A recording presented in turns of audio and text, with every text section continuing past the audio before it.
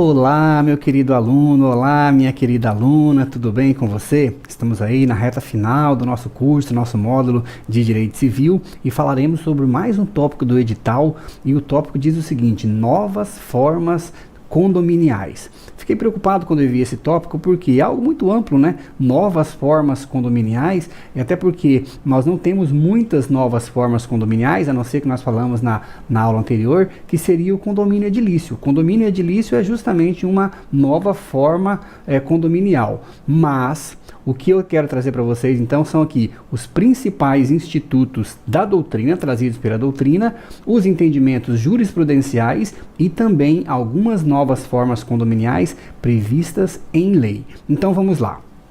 O primeiro, a multipropriedade imobiliária. Meus queridos, multipropriedade imobiliária, também conhecida pelo termo em inglês, eu vou colocar aqui para vocês, time sharing, time de tempo e sharing de compartilhamento, de compartilhar, ou seja, o compartilhamento do tempo. Quem escreve sobre isso é o professor Gustavo Tepedino. O professor Gustavo Tepedino tem inclusive um livro que se chama da multipropriedade imobiliária. Mas professor, o que seria esta multipropriedade imobiliária? Meus queridos, em primeiro lugar, não há regulamentação sobre essa espécie de condomínio, sobre essa espécie de condomínio no nosso ordenamento.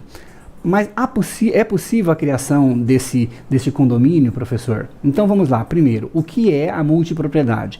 Multipropriedade imobiliária, ela ocorre nos casos em que diversos proprietários de um mesmo bem, eles por contrato estipulam a utilização deste bem de forma exclusiva por determinado tempo. Então imagine o seguinte: você e mais 10 amigos adquirem, mais 12 amigos para ficar mais fácil, mais 11 amigos para dar 12 os condôminos, adquirem um imóvel em uma praia, uma casa de praia, e estipulam por contrato que durante o mês de janeiro aquele bem imóvel será utilizado por somente um dos condôminos, no mês de fevereiro por outro condômino, no mês de março e assim sucessivamente, ou seja, há um compartilhamento do tempo. Então esta propriedade condominial, ela será estipulada, ela será dividida, compartilhada no tempo, certo? Lembra quando eu falei para vocês sobre o princípio da taxatividade dos direitos reais? Então, este tipo de multipropriedade, nós não temos ela estipulada como direito real, certo? Mas há possibilidade de sua criação como direito obrigacional. Então as pessoas podem estipular, lembra que eu falei para vocês que o direito obrigacional, ele é ilimitado, as pessoas, lógico, desde que não estipulem nenhuma cláusula que vá de encontro à ordem pública, mas isso não vai de encontro à ordem pública. Então, há possibilidade da estipulação dessa multipropriedade imobiliária, mas por meio de contrato de caráter pessoal e não de caráter real. Então, a multipropriedade imobiliária no Brasil, ela não tem natureza real, ela tem natureza obrigacional, então estipulado pelas partes, porque não há previsão legal para a multipropriedade imobiliária. Tudo bem, meus queridos? Vamos lá, seguindo então. Mais uma nova forma de condomínio que eu vou trazer para vocês, que é o loteamento ou desmembramento fechado. Nós verificaremos na nossa próxima aula, faremos um estudo especial sobre o parcelamento do solo, tanto rural como urbano, e lá você vai verificar a diferença entre loteamento, desmembramento e desdobro. Aqui eu vou trazer para vocês o seguinte então, que loteamento ou desmembramento fechado é o parcelamento do solo com ou sem a abertura de novas ruas, porque se for com a abertura de novas ruas, nós teremos o loteamento fechado. Sem a abertura de novas ruas ou de novas vias, nós teremos o desmembramento fechado. Mas qual é o problema, professor, desse desmembramento fechado?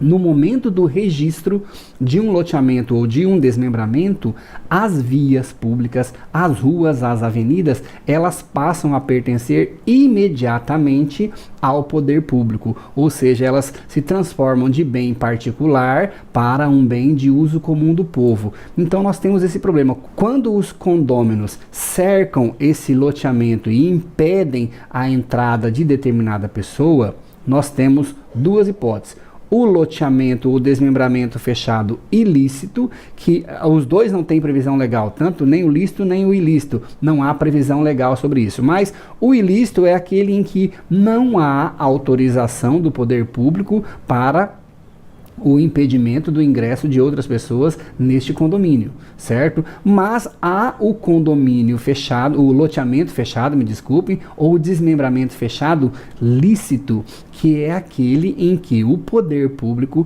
por meio de um instrumento de direito administrativo, vocês lembram da nossa aula de direito administrativo, por meio de concessão ou de permissão de uso de bem público, autoriza a estipulação deste loteamento, certo? Então, o poder municipal, por meio de lei, autoriza, faz a concessão ou a permissão de uso desse bem público da forma estipulada por esse loteamento ou desmembramento fechado. Tranquilo?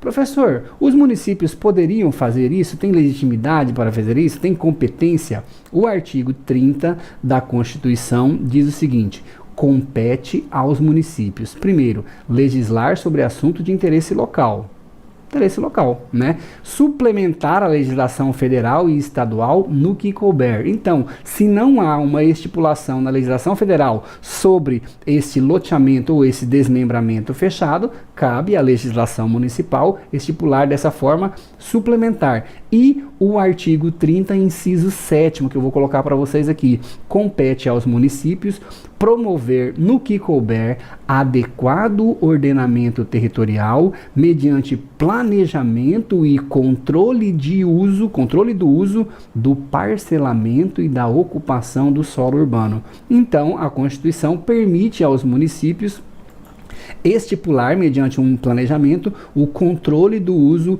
do parcelamento e da ocupação do solo urbano. Por isso seria possível, na minha opinião, e vocês já vão saber a opinião do STF em relação a isso aí, para a existência desse loteamento ou esse desmembramento fechado. Antes de encerrar esse tópico, eu gostaria de falar para vocês os sinônimos que podem aparecer na sua prova em relação a esse loteamento ou desmembramento fechado.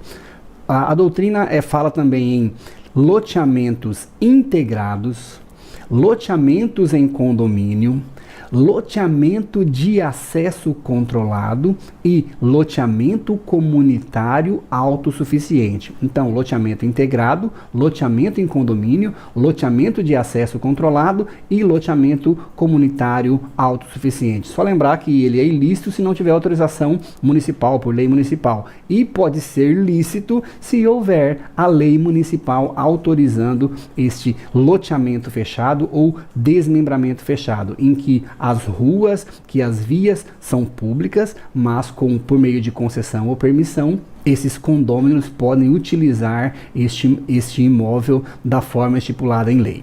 Tranquilo? Vamos lá, mais um item, mais uma nova forma de condomínio. Muita atenção a essa aqui agora. Condomínio deitado ou condomínio vertical. Por que condomínio vertical? E aqui eu vou explicar para vocês por que as pessoas chamam um prédio, um edifício de condomínio horizontal. Eu sempre fiquei em dúvida em relação a isso. Falei, professor, mas por que então? Mas o prédio, ele não é vertical, mas o que nós estamos falando é do condomínio.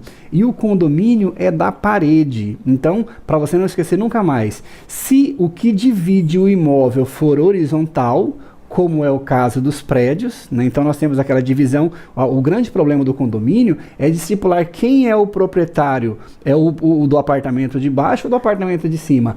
Por isso, esse condomínio edilício é o condomínio edilício horizontal, ainda que o prédio seja na vertical. Esqueça então a questão do prédio. Lembre sempre do condomínio, da divisão. Se a divisão é na horizontal, nós temos o condomínio horizontal. Tranquilo, que nós já vimos que é o condomínio edilício na aula anterior. Agora nós estamos falando do condomínio deitado ou condomínio vertical, em que as divisões dos condôminos está na vertical. Tranquilo? Aprendemos bem isso aí? Então, este condomínio deitado ou condomínio vertical é um condomínio em que há um parcelamento do solo, mas não há a transferência de áreas, ou seja, as ruas, as áreas verdes, as áreas institucionais não são transferidas para o poder público, certo? Essas ruas, esses equipamentos, eles são da coletividade, eles são feitos e mantidos pelos próprios condôminos. Também não há previsão em lei federal sobre esta possibilidade de condomínio deitado ou condomínio vertical, mas os municípios, utilizando da faculdade que lhes oferece o artigo 30, principalmente o inciso 8º, que eu li para vocês aqui, ele poderia estipular e autorizar por meio de lei municipal a existência do condomínio deitado ou condomínio vertical. Lembre dos muros, condomínio horizontal é para os prédios, certo? As divisões de cada apartamento, tranquilo? E o penúltimo item que eu vou falar para vocês na aula aqui, o condomínio urbanístico. Professor, o que seria esse condomínio urbanístico? Condomínio urbanístico é um instituto trazido pela doutrina em que a divisão do imóvel, ou seja, esse parcelamento do imóvel, ele se dá em unidades autônomas, destinadas à edificação e que correspondem a frações ideais das áreas de uso comum. Tranquilo? Professor, mas qual é a diferença desse condomínio urbanístico do que o senhor nos falou agora do loteamento ou desmembramento fechado? Ou do condomínio deitado ou condomínio vertical? Neste condomínio urbanístico, nós não temos a divisão física de lotes. Não há divisão de lotes, certo? O lote, ele é um só e ele continua sendo um único lote. A divisão é apenas o que? Da unidade autônoma que corresponde a uma fração ideal do uso das áreas comuns. Tranquilo? Também não há previsão em lei federal, mas entende-se, a doutrina entende que há possibilidade de lei municipal autorizando a existência desse condomínio urbanístico. E agora, falar para vocês a última parte da nossa aula, aquilo que realmente nós temos em lei. Então é o que pode cair na sua prova e se cair você não tem como errar, que é a previsão do artigo 8º da Lei 4591 de 64. Nós estudamos essa lei anteriormente, que fala sobre o condomínio edilício, sobre as incorporações imobiliárias. Vamos lá. Aqui nós temos o condomínio edilício vertical. Lembra que nós estudamos na aula anterior o condomínio edilício horizontal de prédios. E aqui eu vou falar para vocês agora o condomínio edilício vertical. O artigo 8º, vou colocar para vocês aqui, diz o seguinte: quando em terreno ou onde não houver edificação, o proprietário, o prometente comprador, o cessionário deste ou o prometente cessionário sobre ele deseje erigir mais de uma edificação, observar-se-á também o seguinte. Vamos lá. Em relação às unidades autônomas que se constituírem em casas ou terras assobradadas, será discriminada a parte do terreno ocupada pela edificação e também aquela eventualmente reservada como de utilização exclusiva dessas casas, o jardim, o quintal e também a fração ideal do todo do terreno e de partes comuns. O inciso B aqui, que eu vou deixar na tela para vocês, mas faz uma junção, fala sobre as unidades autônomas e também em edifícios. Então você imagine que nós temos aí um condomínio edilício vertical e dentro desse condomínio edilício vertical nós temos o condomínio edilício horizontal, ou seja, nós temos aqueles condomínios que vocês das cidades maiores aí veem, que nós temos diversos prédios em um condomínio vertical. Tranquilo? Então essa é a hipótese do inciso B, que fala também a necessidade dessa especificação, tanto da fração ideal, como a discriminação da parte do terreno e a parte de utilização exclusiva. A letra C diz que serão discriminadas as partes do total do terreno que poderão ser utilizadas em comum pelos titulares de direito. Tranquilo? E sobre vários tipos de unidades autônomas. Então, o que o artigo faz justamente é isso, é uma junção do condomínio vertical, com o condomínio horizontal. Lembrando sempre aqui que, neste caso do artigo 8º, há necessidade de, na criação deste condomínio, de vinculação do terreno a uma construção. Então, não há possibilidade de criação deste condomínio do artigo 8º, certo? Sem a vinculação à construção de uma casa, conforme diz lá no artigo 8º, no caput, de casas térreas ou assobradadas, tranquilo? Então não há possibilidade da estipulação dessa utilização deste artigo para condomínio de terrenos, de simples lotes. Há sempre a necessidade de vinculação deste lote a uma construção de uma casa térrea, como diz o artigo, ou assobradada. Tranquilo?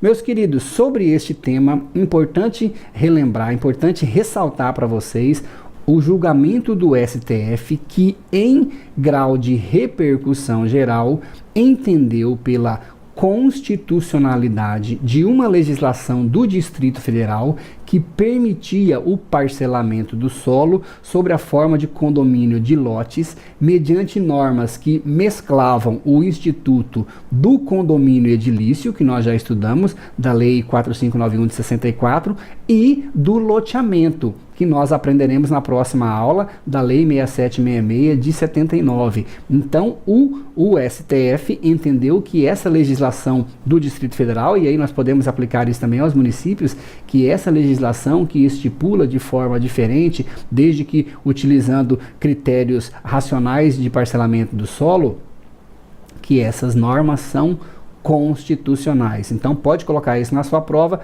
que o STF entende pela possibilidade de um município, obedecendo a legislação federal ou mesmo fazendo a legislação de forma suplementar, não havendo essa legislação no âmbito federal, como eu falei para vocês no caso do condomínio urbanístico, no caso do loteamento fechado ou do desmembramento fechado, ou também no caso do condomínio deitado ou condomínio vertical.